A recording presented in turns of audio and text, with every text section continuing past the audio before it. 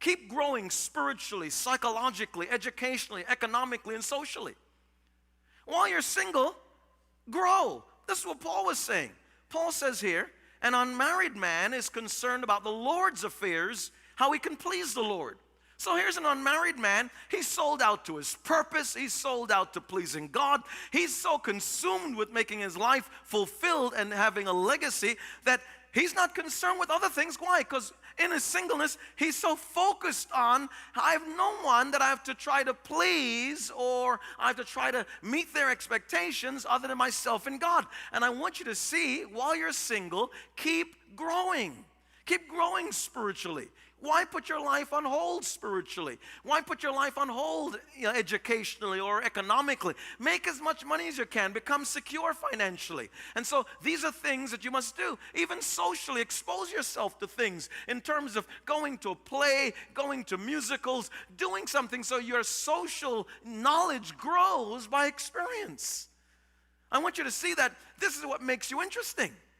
Because when you get around someone, if I'm a single guy and I'm looking for a single woman, I don't want someone who's sheltered, who has no experience going anywhere.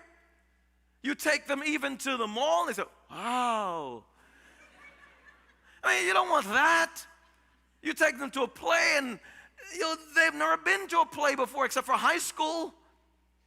You want someone who has had exposure.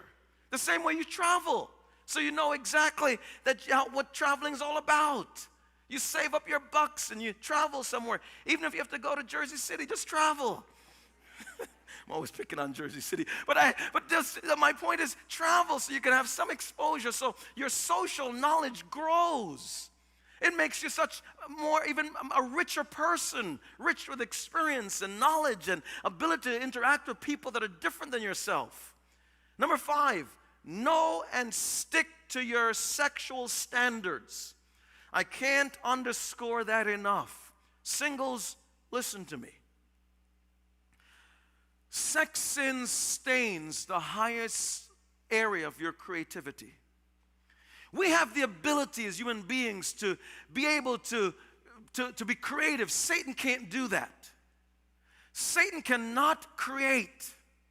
We have the ability given to us by God to be able to create people, little people that look like us, that have our DNA, that have our mannerisms and behavior and all those things and features like us. We have that.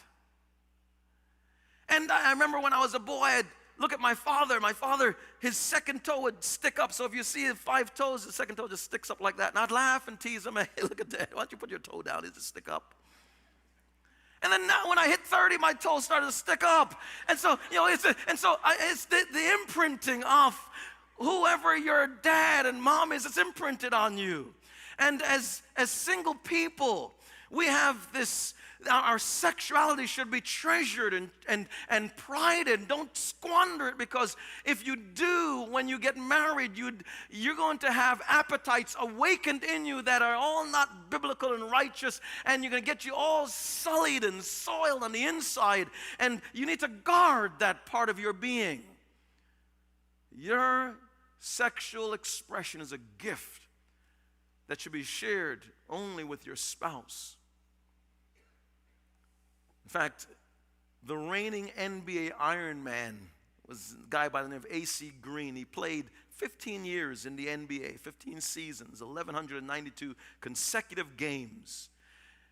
But the one thing in A.C. Green's life which was even more pronounced was that when he got married at 38 years old, he entered into marriage as a virgin in April 2002. And A.C. Green has established A.C. Green Youth Foundation in 1989 with the singular purpose of helping kids maintain a lifestyle of abstinence and purity, and because he lived it and modeled it even in a high-profile career. And with all these women that would throw themselves at the feet of professional athletes, this man still knew how to maintain a standard. Listen to me. I cannot begin to tell you the pain that takes place in the lives of couples when they find out that their spouse had lived such a promiscuous life before marriage.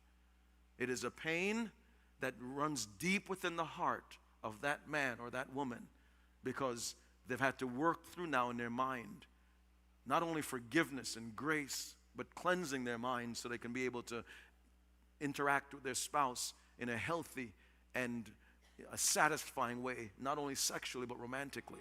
Don't cheapen yourself that way.